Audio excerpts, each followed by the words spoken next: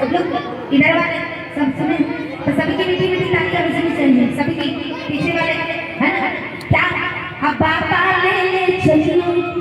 जाना नहीं जाना है हमसे को भोलेनाथ जी के लिए तो हाथ उठाइए ऐसे दोनों हाथ जिनकी हाथ नीचे उनकी बीवी दिन रात झगड़ा करेगी घर में, जिनको हाथ ऊपर होगा वो समझिए सबसे सुपर होगा। ऐसे जिनको जिनको बीवी काली नहीं चाहिए ऐसे तो हाथ खड़े करिए, थोड़ी सी साइड में जाइए, थोड़ी सी साइड में कि बाबा ले चलियो